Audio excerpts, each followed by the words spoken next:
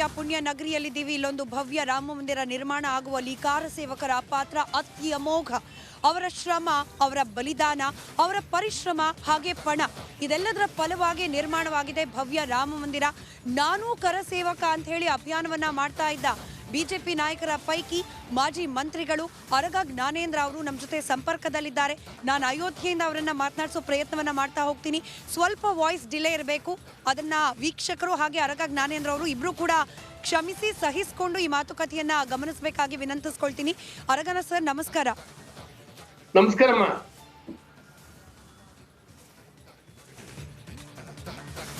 ಅಯೋಧ್ಯೆಯಲ್ಲಿ ಇವತ್ತು ರಿಪಬ್ಲಿಕ್ ಕನ್ನಡದ ಟೀಮ್ ಇದೆ. ನಮಗೆಲ್ಲರಿಗೂ ಗೊತ್ತಿದೆ ಸರ್, ಇಲ್ಲೊಂದು ರಾಮ ಮಂದಿರ ನಿರ್ಮಾಣ ಆಗುವಲ್ಲಿ ಕಾರ ಸೇವಕರ ಪಾತ್ರ ಎಷ್ಟು ದೊಡ್ಡದಿತ್ತು ಅಂತ ಹೇಳಿ.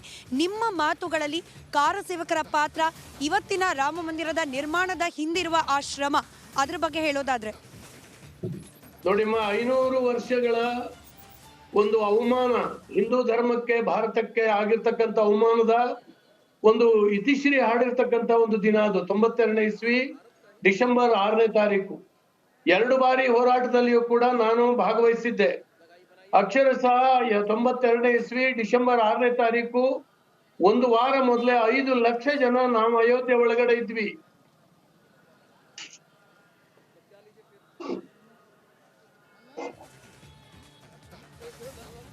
ಹೇಳಿ ಸರ್. ಮತ್ತು ಅವತ್ತು ಜೀವ ಸಹಿತ ವಾಪಸ್ ಬರ್ತೀವಿ ಅಂತ ಹೇಳಿ ಅಂದಾಜಿಲ್ದೇನೆ ಊರಿಂದ ಹೇಳಿ ಹೋಗಿದ್ವಿ. ವಾಪಸ್ ಬಂದ್ರು ಬರ್ಬೋದು, ಇಲ್ಲಿದ್ರೆ ರಾಮನ್ ಜೊತೆಗೆ ಹೋಗೋದು ಅಂತ. ರಾಮನ ಊರಿನಲ್ಲೇ ನಮ್ದು ಸಮಾಧಿ ಅಂತ ಹೋಗಿದ್ವಿ. ಅಷ್ಟೊಂದು ಉಮೇದ್ನಲ್ಲಿ ಹೋಗಿದ್ವಿ. 5 ಲಕ್ಷ ಜನ ಕಾರ್ ಸೇವಕರು ಅಲ್ಲಿಗೆ ಬಂದು ಜಮಾಯಿಸಿದ್ರು. 5-6 ದಿನ ಮೊದಲೇ ಹೋಗಿದ್ರಿಂದ ನಮ್ಗೆ ಆ ದೇವಸ್ಥಾನ, ಈಗೆಲ್ಲರೂ ಕೂಡ ಹೇಳ್ತಾರೆ ಬಹಳಷ್ಟು ಜನ, ಅಲ್ಲಿ ಮಸೀದಿ ಇತ್ತು, ಮಸೀದಿನ ಒಡೆದು ದೇವಸ್ಥಾನ ಕಟ್ಟಿದ್ರು ಅಂತ. ಅದು ಸರಿಯಲ್ಲ, ತಪ್ಪಿದೆ. ನಾನು 5-6 ದಿವಸ ಮೊದಲು ಹೋಗಿದ್ದೆ. ಆ ದೇವಸ್ಥಾನದಲ್ಲಿ ಪೂಜೆ ಆಗ್ತಾ ಇತ್ತು. 3 ಡೂಮ್ಗಳ ಒಳಗಡೆನೂ ಕೂಡ ನಾನು ಹೋಗಿದ್ದೀನಿ. ರಾಮನ ಪೂಜೆ ಪ್ರಸಾದವನ್ನು ಕೂಡ ಸ್ವೀಕಾರ ಮಾಡಿದ್ದೀನಿ ನಾನು. ಹಾಗಾಗಿ ಒಡೆದದ್ದು ಮಸೀದಿಯನ್ನಲ್ಲ, ಹಳೆಯ ದೇವಸ್ಥಾನಗಳನ್ನೇ ಒಡೆದು ಹೊಸ ದೇವಸ್ಥಾನಗಳನ್ನು ಪುನರ್ ನಿರ್ಮಾಣ ಮಾಡಲಿಕ್ಕೆ ಪ್ರಯತ್ನ ಮಾಡಿರ್ತಕ್ಕಂಥದ್ದು. 92ನೇ ಇಸ್ವಿಯ ಡಿಸೆಂಬರ್ 6ನೇ ತಾರೀಕು ನಾನು ಆ ಕಟ್ಟಡ ಬೀಳುವಾಗ ಕೇವಲ 50 ಮೀಟರ್ ದೂರದಲ್ಲಿ ನಾನಿದ್ದೆ. ಅದನ್ನು ಕಣ್ಣಾರೆ ನೋಡಿ ನಾನು ಸಾಕ್ಷೀಕರಿಸಿದ್ದೇನೆ. ನಮ್ಮ ಹಿರಿಯ ಅನೇಕ ಮುಖಂಡರುಗಳು ಹೇಳ್ತಾ ಇದ್ರು ಕೂಡ, ಬೇಡ ಮೇಲೆ ಹತ್ತಬೇಡಿ, ಹೊಡಿಬೇಡಿ ಅಂತ ಹೇಳ್ತಾ ಇದ್ರು ಕೂಡ, ನಮ್ಮ ಕಾರ್ ಸೇವಕರು ಇದನ್ನ ತಡ್ಕೊಳ್ಲಿಕ್ಕೆ ಆಗದೇನೆ ಮೇಲೆ ಹತ್ತಿ ಹೊಡಿತಾ ಇದ್ರು. ಆ ಟೆಂಪಲ್ನ ಸುತ್ತ ಏನು ಮುಳ್ಳು ತಂತಿಗಳ ಜಾಲರಿ ಬೇಲಿ ಇತ್ತು, ಅದನ್ನ ರಕ್ತ ಮೈಯಲ್ಲಿ ಹರಿತಾ ಇದ್ರು ಕೂಡ ಯೋಚನೆ ಮಾಡ್ದೇನೆ ಅದನ್ನ ದಾಟಿ ಹೋಗಿ ಒಡೆದು, ನಿಮ್ಗೆ ಹೇಳ್ತೀನಿ, ಒಂದು ಸುರ್ಕಿ ಗಾರೆಯಿಂದ ಮಾಡಿರ್ತಕ್ಕಂಥ ಕಟ್ಟಡ. ಒಂದು ಸಣ್ಣ, ನಮ್ಮೂರಿನಲ್ಲಿ ಸಣ್ಣ ಸೇತುವೆ ಬ್ರಿಟಿಷ್ ಕಾಲದಲ್ಲಿ ಆಗಿರ್ತಕ್ಕಂಥದ್ನ ಒಡಿಲಿಕ್ಕೆ ನಮ್ಗೆ 15 ದಿನ ಬೇಕಾಗಿತ್ತು, ಇಟಾಚಿ ಇತ್ತು. ಆದ್ರೆ ಆ ಕಟ್ಟಡವನ್ನ ಕೇವಲ 3-4 ಗಂಟೆಗಳಲ್ಲಿ ಉರುಳಿಸಿದ್ದಾರೆ. ಅದು ಎಂತ ಶಕ್ತಿ, ಅದು ಏನು ಶ್ರೀರಾಮ ಶಕ್ತಿಯನ್ನ ಕಾರ್ಸೇವಕರ ಮೈಯಲ್ಲಿ ಇಟ್ಟಿದ್ದ ಅವತ್ತು ಅಂತ ಹೇಳಿ ನನಗಂತೂ ಅರ್ಥ ಆಗ್ತಾ ಇಲ್ಲ. ಪೊಲೀಸ್ ಲಾಠಿ ಚಾರ್ಜ್ ಆಯ್ತು. ಹೊಡೆದು ಅವರೇ ಕೈ ಸೋತು ಹತಾಶವಾಗಿ ನಿಂತಿದ್ರು ಪೊಲೀಸರು, ಏನು ಮಾಡ್ಲಿಕ್ಕೆ ಆಗದೇನೆ. ಹೊರಗಡೆಯಿಂದ ಪೊಲೀಸ್ ವ್ಯವಸ್ಥೆ ತರಲಿಕ್ಕೂ ಕೂಡ ಆಗಿರ್ಲಿಲ್ಲ. ಯಾಕಂದ್ರೆ ಅಯೋಧ್ಯೆಯ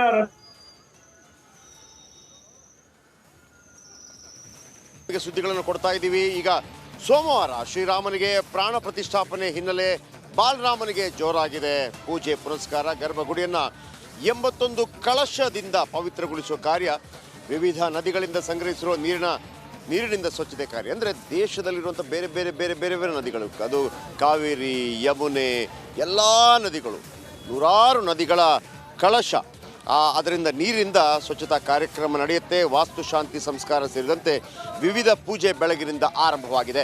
ಅಯೋಧ್ಯೆಯಲ್ಲಿ, ಪವಿತ್ರ ಭೂಮಿ ಅಯೋಧ್ಯೆಯಲ್ಲಿ ದೇಶ ವಿದೇಶಗಳಿಂದ ಸಾಕಷ್ಟು ಗಣ್ಯರು ಕೂಡ ಬರ್ತಾ ಇದ್ದಾರೆ.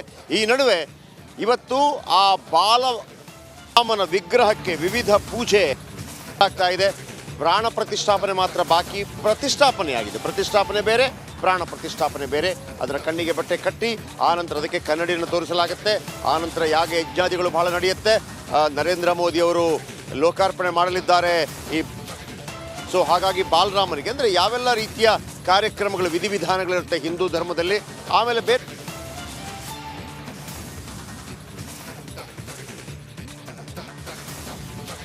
ಬಾಲರಾಮನಿಗೆ ಜೋರಾಗ್ತಾ ಇರುವಂಥದ್ದು ಪೂಜೆ. ಗರ್ಭಗುಡಿಯನ್ನ 81 ಕಲಶದಿಂದ ಪವಿತ್ರಗೊಳಿಸುವ ಕಾರ್ಯ ಆಗ್ತಾ ಇದೆ. ವಿವಿಧ ನದಿಗಳಿಂದ ಸಂಗ್ರಹಿಸಿರುವಂತಹ ನೀರಿನಿಂದ ಸ್ವಚ್ಛತೆ ಕಾರ್ಯ ಆಗ್ತಾ ಇರುವಂಥದ್ದು. ವಾಸ್ತು ಶಾಂತಿ ಸಂಸ್ಕಾರ ಸೇರಿ ವಿವಿಧ ಪೂಜೆ ಬೆಳಗ್ಗಿನಿಂದ ಆರಂಭ ಆಗಿದೆ. ಸೋಮವಾರ ಶ್ರೀರಾಮನಿಗೆ ಪ್ರಾಣ ಪ್ರತಿಷ್ಠಾಪನೆ ಆಗುತ್ತೆ. ಈ ಹಿನ್ನೆಲೆಯಲ್ಲಿ ರಾಜ್ಯದ ಹಾಗೆ ದೇಶದ ವಿವಿಧ ಮೂಲೆಗಳಿಂದ 900ಕ್ಕೂ ಅಧಿಕ ಈ ನದಿ ನೀರನ್ನ ತೆಗೆದುಕೊಂಡು ಸಂಗ್ರಹ ಮಾಡಿಟ್ಟಿದ್ದಾರೆ. ಈಗ ಎಲ್ಲ ರೀತಿಯಾದಂತಹ ಪೂಜೆ ಪುನಸ್ಕಾರ ನಡೀತಾ ಇರುವಂಥದ್ದು. ಯಾಕಂತ ಹೇಳಿದ್ರೆ ಇನ್ನೆರಡೇ ದಿವಸ ಸೋಮವಾರ ಬಂದೇ ಬಿಟ್ಟು ಶ್ರೀರಾಮಲಲ್ಲನ ಪ್ರಾಣ ಪ್ರತಿಷ್ಠಾಪನೆ ಆಗುತ್ತೆ. ಈ ಹಿನ್ನೆಲೆಯಲ್ಲಿ ಈ ಮೂರ್ತಿಗೆ ಅಂತ ಹೇಳಿದ್ರೆ ಈ ವಿಗ್ರಹಕ್ಕೆ ಸೊ ಈಗ ಎಲ್ಲ ರೀತಿಯಾದಂಥ ಈ ಪವಿತ್ರ ಗಂಗೆಯಿಂದ ಪೂಜೆ ಪುನಸ್ಕಾರ ಹಾಗೆ ಅಭಿಷೇಕ ಎಲ್ಲವೂ ಕೂಡ ನಡೀತಾ ಇರುವಂಥದ್ದು. 81 ಕಲಶದ ನೀರಿನಿಂದ ವಿಧಿವಿಧಾನ ಆಗ್ತಾ ಇದೆ. ಧಾರ್ಮಿಕ ವಿಧಿವಿಧಾನಗಳು, ರಾಮನಿಗೆ ವಾಸ್ತು ಶಾಂತಿ ಸಂಸ್ಕಾರ ಇರಬಹುದು, ಹಾಗೆ ಬೇರೆ ಬೇರೆ ರೀತಿಯಾದಂಥ ಧಾರ್ಮಿಕ ಪೂಜಾ ಕೈಂಕರ್ಯಗಳು ಎಲ್ಲವೂ ಕೂಡ ಈಗ ನಡೀತಾ ಇರುವಂಥದ್ದು. ಆ ಬಾಲರಾಮನ ಅದ್ಭುತ ಫೋಟೋ ಕೂಡ ನಾವು ನಿಮಗೆ ತೋರಿಸ್ತಾ ಇದ್ದೀವಿ ಸ್ಕ್ರೀನ್ ಮೇಲೆ.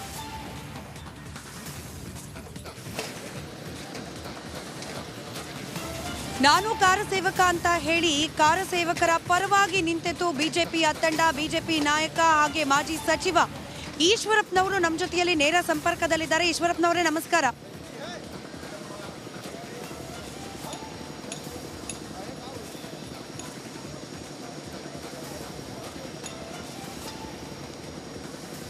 ಈಶ್ವರಪ್ಪ ಸರ್, ನನ್ನ ಧ್ವನಿ ಕೇಳಿಸ್ತಾ ಇದೆಯಾ?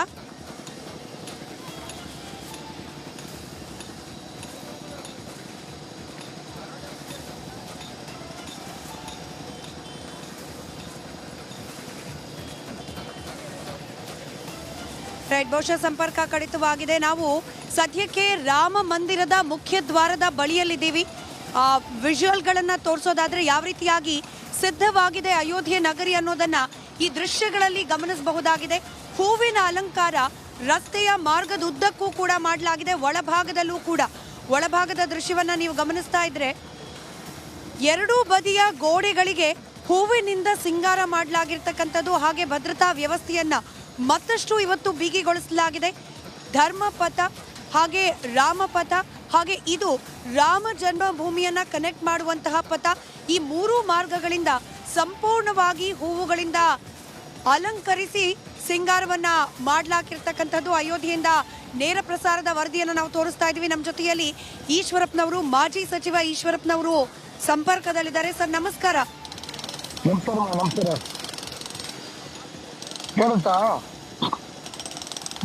ಈಶ್ವರಪ್ಪ ಸರ್, ಅಯೋಧ್ಯೆಯಿಂದ ನೇರ ಪ್ರಸಾರದಲ್ಲಿ ಇಲ್ಲಿ ನಡೀತಿರುವ ಎಲ್ಲಾ ಕಾರ್ಯಕ್ರಮವನ್ನ ರಿಪಬ್ಲಿಕ್ ಕನ್ನಡ ತೋರಿಸ್ತಾ ಇದೆ. ಮೊದಲನೇದಾಗಿ ಇವತ್ತು ಅಯೋಧ್ಯೆಯ ರಾಮ ಮಂದಿರ ನಿರ್ಮಾಣ ಕಾರ್ಯಕ್ಕೆ ಇಲ್ಲೊಂದು ಭವ್ಯವಾದ ಮಂದಿರ ನಿರ್ಮಾಣ ಆಗ್ಲಿಕ್ಕೆ ಪ್ರಮುಖವಾಗಿ ಕಾರಣವಾಗಿದ್ದು ಕಾರಸೇವಕರ ಪರಿಶ್ರಮ, ಅವರ ಹೋರಾಟ, ಇದ್ರ ಬಗ್ಗೆ ತಮ್ಮ ಮಾತು.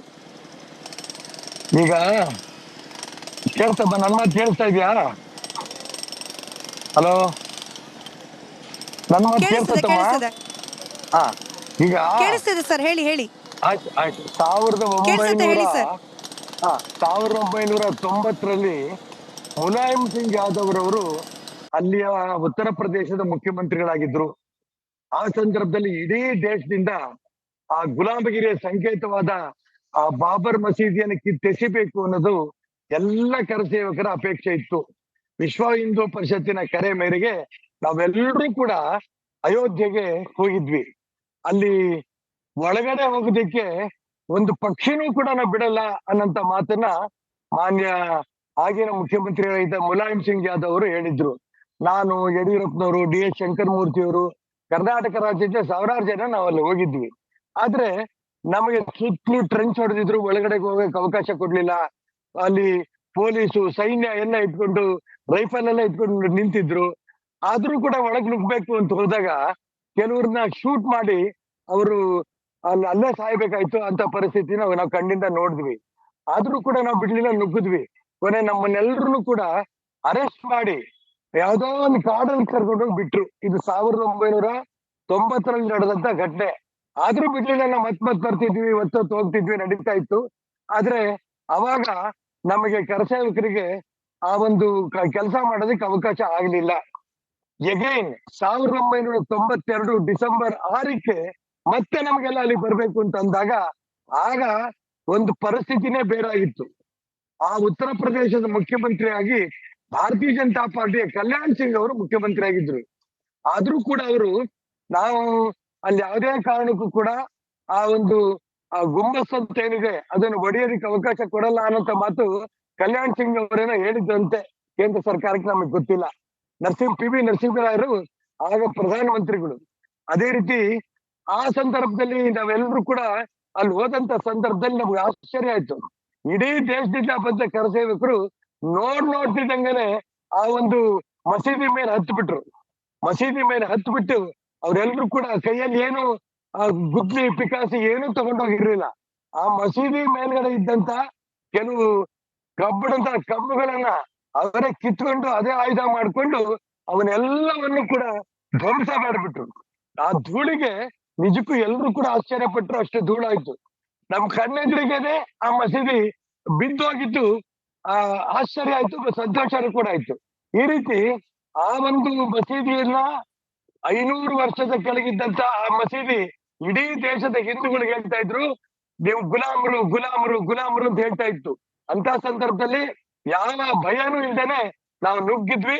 ಮತ್ತು ಅಲ್ಲಿ ಮಾನ್ಯ ಲಾಲ್ ಕೃಷ್ಣ ಅದ್ವಾನಿ ಅವರು, ಮುರಳೀಮನ ಜೋಶಿ ಅವರು, ಅದೇ ರೀತಿ ಉಮಾಭಾರತಿ ಅವರು ಎಲ್ಲರೂ ಕೂಡ ಆ ಒಂದು ಜಾಗದಲ್ಲಿ ಇದ್ದಿದ್ದು ತುಂಬಾ ಸಂತೋಷ ನಮ್ಮೆಲ್ಲರೂ ಕೂಡ. ಒಟ್ಟಾರೆ ಇಡೀ ದೇಶದಿಂದ ಬಂದಂತ ಕರಸೇವಕರ ಮೇಲೆ ಯಾವುದು ಲಾಠಿ ಚಾರ್ಜ್ ಮಾತ್ರ ಆಯ್ತು, ಆದ್ರೆ ಯಾವ ಗುಂಡು ಹೊಡಿಲಿಲ್ಲ. ಉತ್ತರ ಪ್ರದೇಶದ ಮುಖ್ಯಮಂತ್ರಿಗಳಾಗಿದ್ದಂತ ಕಲ್ಯಾಣ್ ಸಿಂಗ್ ಅವರಿಗೆ ಅಲ್ಲಿಯ ಪೊಲೀಸ್ ಅಧಿಕಾರಿಗಳು ಹೋಗಿ ಹೇಳಿದಂತ ಸಂದರ್ಭದಲ್ಲಿ ನನಗೆ ಸುದ್ದಿ ಬಂದಿದ್ದು, ಯಾವ ಗುಂಡು ಹೊಡಿಬೇಡಿ, ಲಾಠಿ ಚಾರ್ಜ್ ಮಾಡಿ ಅಂತ ಹೇಳಿದಂತ ಸಂದರ್ಭದಲ್ಲಿ ಸಾಕಷ್ಟು ಜನ ಕರಸೇವಕರಿಗೆ ಪೆಟ್ಟಾಯ್ತು, ಹೊಡ್ತಾ ಬಿಂತು ಲಾಠಿ ಇದ್ರಲ್ಲಿ. ಯಾರು ಹೆದರ್ಲಿಲ್ಲ. ಹಾಗಾಗಿ ಆ ಒಂದು ಜಾಗದಲ್ಲಿ ಎಲ್ಲಿ ಅಯೋಧ್ಯೆಯಲ್ಲಿ ರಾಮ ಹುಟ್ಟಿದ್ದ ಆ ಜಾಗದಲ್ಲಿ ಹೋಗಿ ಸಣ್ಣ ರಾಮನ ಒಂದು ವಿಗ್ರಹವನ್ನು ಇಟ್ರು. ಅವಾಗ PV ನರಸಿಂಹರಾಯರು ಸೈನ್ಯದ ಅಧಿಕಾರಿಯನ್ನ, ಪೊಲೀಸ್ ಅಧಿಕಾರಿಯನ್ನ ಆ ಜಾಗಕ್ಕೆ ಕಳಿಸಿದ್ರು. ಏನಿದೆ ಪರಿಸ್ಥಿತಿ ನೋಡ್ಕೊಂಡ್ ಬರ್ರಿ ಅಂತ ಬಂದಾಗ ಅದನ್ನ ನೋಡಿ ಆ ಅಧಿಕಾರಿಗಳು ಶೂ ಹೊರಗಡೆ ಬಿಚ್ಚಿ ಅವರು ಬಂದು ರಾಮನ ಒಂದು ಸ್ಟ್ಯಾಚ್ಯೂ ಇತ್ತು, ವಿಗ್ರಹ ಇತ್ತು, ಅವರು ಅದಕ್ಕೆ ನಮಸ್ಕಾರ ಮಾಡ್ಕೊಂಡು ಹೋದ್ರು. ನಮ್ಮ ಕಣ್ಣನ್ನ ನಿಜಕ್ಕೂ ನಾವು ನಂಬಕ್ಕಾಗಿಲ್ಲ. ಇಡೀ ದೇಶದ ಜನ ಸಂತೋಷ ಪಟ್ರು. ಗುಲಾಮಗಿರಿಯಿಂದ ಆ ಕಟ್ಟಡವನ್ನು ತಪ್ಪಿದೀವಿ, ರಾಮನ್ನು ಕೂಡ ಮುಕ್ತವಾಗಿ ನಾವು ಮಾಡಿದ್ವಲ್ಲ ಅನ್ನಂತ ಸಂತೃಪ್ತಿ ಇಡೀ ದೇಶದ ಕರಸೇವಕರಿಗೆ ಬಂದಿದೆ.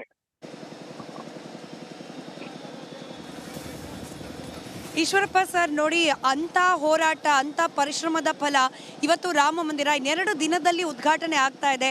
ತಾವು ಯಾವಾಗ ಬರ್ತಿದ್ದೀರಿ ದರ್ಶನಕ್ಕೆ ರಾಮಲಲ್ಲನದ್ದು? ಹಾಗೆ ಎಷ್ಟು ಖುಷಿ ತಮಗಿದೆ ವೈಯಕ್ತಿಕವಾಗಿ ರಾಮ ಮಂದಿರದ ಉದ್ಘಾಟನೆ ವಿಚಾರಕ್ಕೆ ಸಂಬಂಧಪಟ್ಟಂತೆ? ನಮ್ಮ ಈ ಜನ್ಮದಲ್ಲೇನೆ ಆ ರಾಮ ಮಂದಿರ ಆಗ್ತಾ ಇರೋದು ಕಣ್ಣಿಂದ ನೋಡೋದಿಕ್ಕೆ ಎಷ್ಟು ಸಂತೋಷ ಆಗ್ತಿದೆ ಅಂತ ಇದ್ರೆ ಹೇಳೋದನ್ನ ಪದವೇ ಇಲ್ಲ ಹೇಳೋದಿಕ್ಕೆ. ನಾನು ನಿಮ್ ಟಿವಿ ಮುಖಾಂತರ ಕಂಟಿನ್ಯೂಸ್ ಆಗಿ ನೋಡ್ತಾ ಇದ್ದೀನಿ. ನೀವೆಲ್ರೂ ಕೂಡ ಅಯೋಧ್ಯೆಯಲ್ಲಿ ಇದೀರಿ. ಅಲ್ಲಿ ಅಯೋಧ್ಯೆಯಲ್ಲಿ ಇದ್ದು ನಮ್ ಶಿವಮೊಗ್ಗದ ಹೆಣ್ಮಗಳು ಅಲ್ಲಿ ಹೋಗಿ ಇರೋದು ನಮ್ಮೆಲ್ರಿಗೂ ಕೂಡ ಆನಂದ. ಜೊತೆಗೆ ಜಯಪ್ರಕಾಶ್ ಶೆಟ್ರು ಎಲ್ರು ಕೂಡ ಅಲ್ಲಿ ಒಂದು ವಿವರ ಕೊಡ್ತಿರೋಂತ ಸಂದರ್ಭದಲ್ಲಿ 1 ನಿಮಿಷ ಕೂಡ ಆ ಕಡೆ ಈ ಕಡೆ ನೋಡಕ್ ನಮಗೆ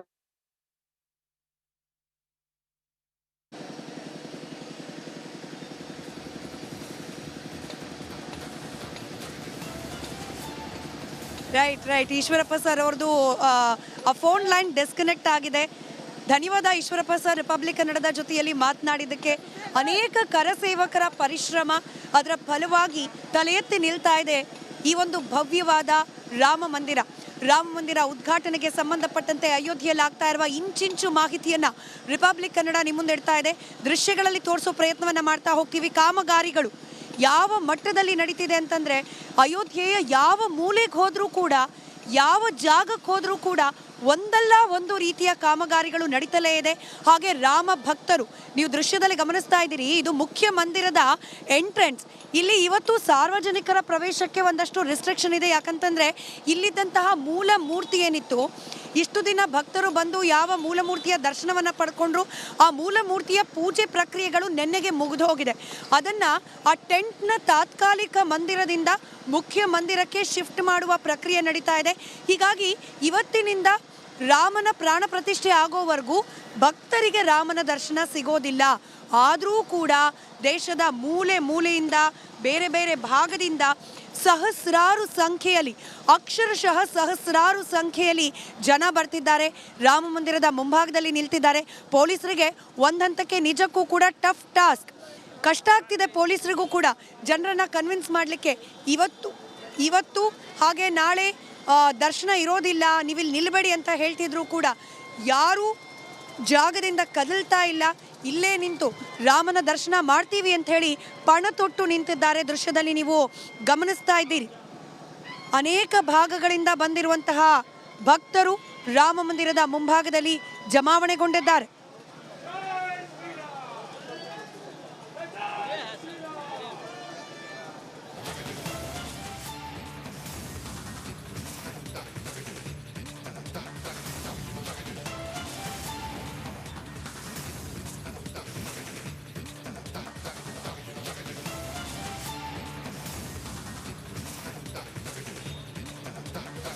ನಮಸ್ಕಾರ, ನಾನು ಅಯೋಧ್ಯೆಯಲ್ಲಿದ್ದೀನಿ. ನಮ್ಮ ಇಡೀ ರಿಪಬ್ಲಿಕ್ ಕನ್ನಡ ಟೀಮ್ ಅಯೋಧ್ಯೆಯಲ್ಲಿದೆ. ಬಹುಶಃ ಈಶ್ವರಪ್ಪನವರು ಒಂದು ಮಾತು ಹೇಳ್ತಾ ಇದ್ರು ರಿಪಬ್ಲಿಕ್ ಕನ್ನಡದಲ್ಲಿ, ಕ್ಷಣ ಕ್ಷಣಕ್ಕೂ ಅಯೋಧ್ಯೆಯಲ್ಲಿ ಏನಾಗ್ತಾ ಇದೆ ಅಂತ.